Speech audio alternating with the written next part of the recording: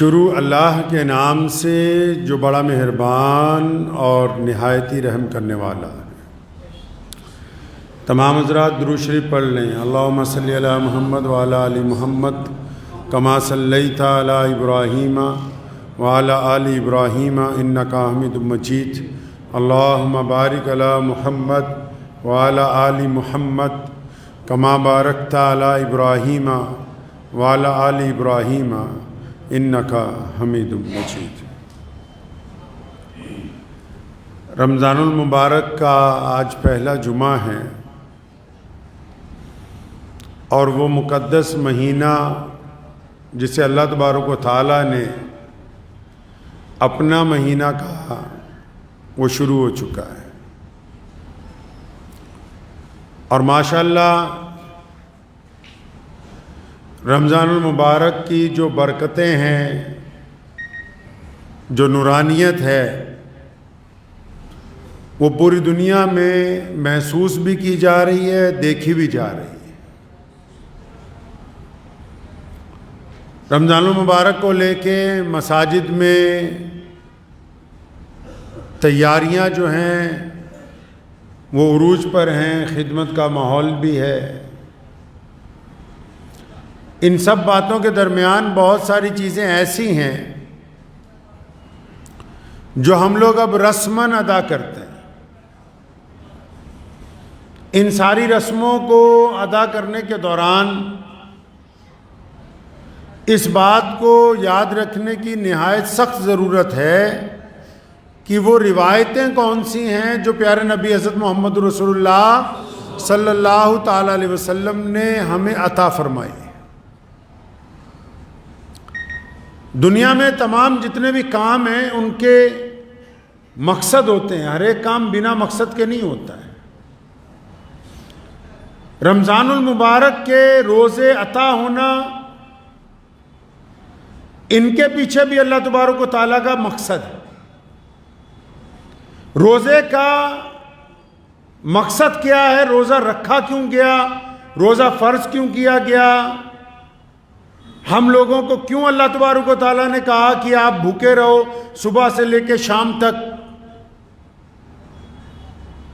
اصل بات اس کے مقصد تک پہنچنا ہے۔ باقی چیزیں کہ کیا کھائیں کیا نہ کھائیں، کن چیزوں سے روزہ ٹوٹ جاتا ہے، کن چیزوں سے نہیں ٹوٹ جاتا،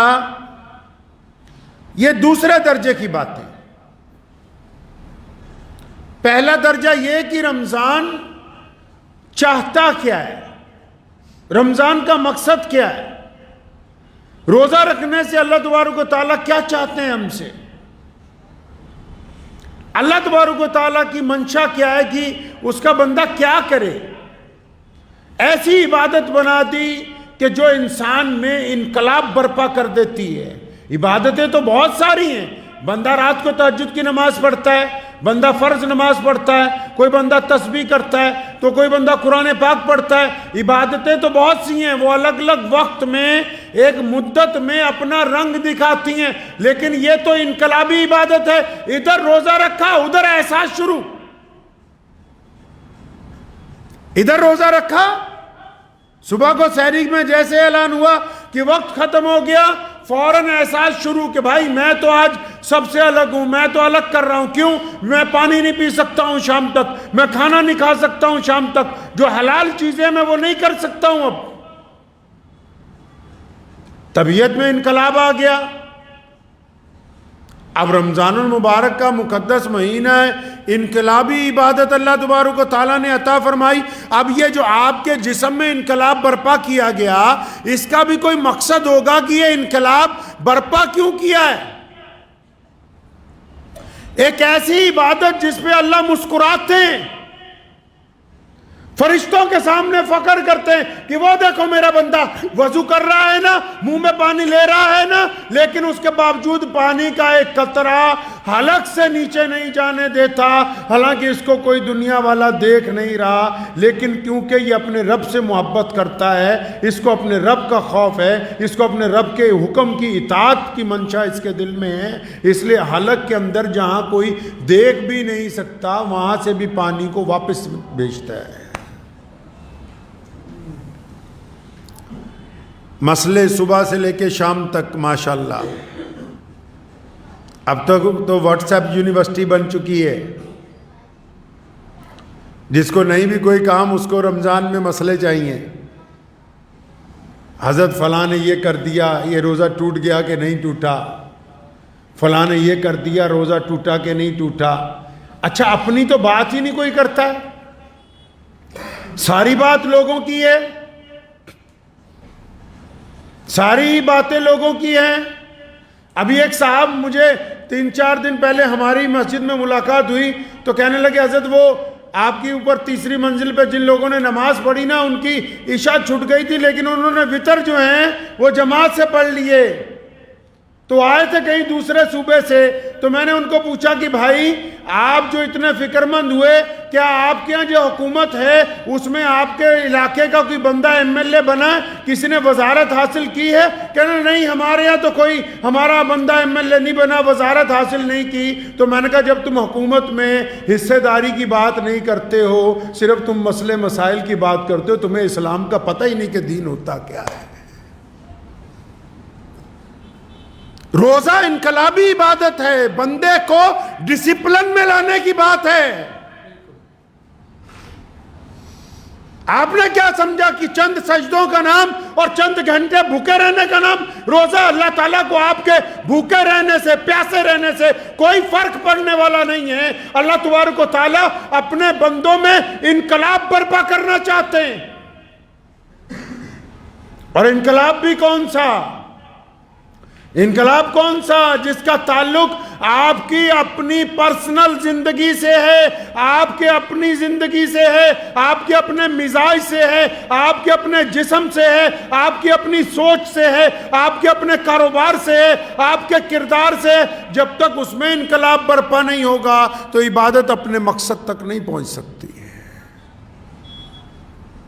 یہ باتیں تو آپ کو پتہ ہے کہ نماز میں نیت یہاں باندھے کہ یہاں باندھے، لیکن آپ کو یہ نہیں پتا کہ ایک امام کی اقتداء جو ہے اس کے اندر اللہ تبارک و تعالیٰ کیا چاہتے ہیں. یہ جو مسجد میں رمضان میں روزے رکھنے کے بعد حکم ہوا کہ نماز امام کے پیچھے پڑھو، نماز تراویح پڑھو، یہ اس بات کی علامت ہے کہ وہ جو امامت ہے یہ سماج میں بھی ہونی چاہیے، گھر میں بھی ہونی چاہیے، معاشرے میں بھی ہونی چاہیے. یہ کیوں کر ممکن ہے کہ کچھ لوگ امام کے پیچھے تو سجدہ وقت کے اوپر کرتے ہوں، وہ سیاسی معاملات میں، ذاتی معاملات میں، معاشرتی معاملات میں، گھریلو معاملات میں ان کی رائے ایک جگہ قائم نہ ہوتی ہو، وہ ایک دوسرے کے مخالف ہوں، تو ان کو ایک جماعت میں کھڑے ہونے کا کیا فائدہ ہوا؟ روزے کے مقصد کو فوت کر دیا، مقصد کو فوت کر دیا، ضروریات کو مقدم کر دیا.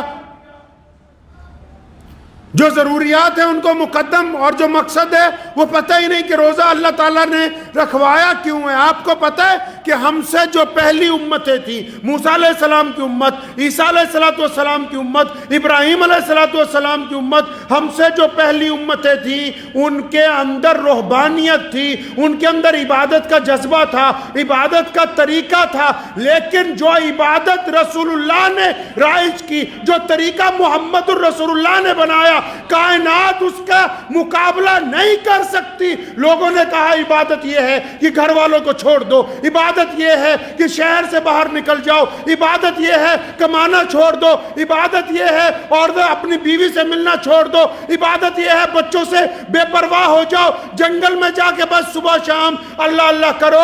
یہ محمد الرسول اللہ ہیں جنہوں نے کہا کہ رہبانیت حرام کرتی. فرمایا ایک مسلمان مرد اپنی بیوی کے ساتھ بھی ملے گا، کاروبار بھی کرے گا، معاشرے میں بھی جیے گا، لیکن ایک آئیڈیل بہترین انسان بن کے جیے گا. سماجک ویوستھا کو خوبصورت بناتے ہوئے جس عبادت کا نام رکھا اس کو اسلام کہتے ہیں. یہ رسول اللہ کی امت ہے.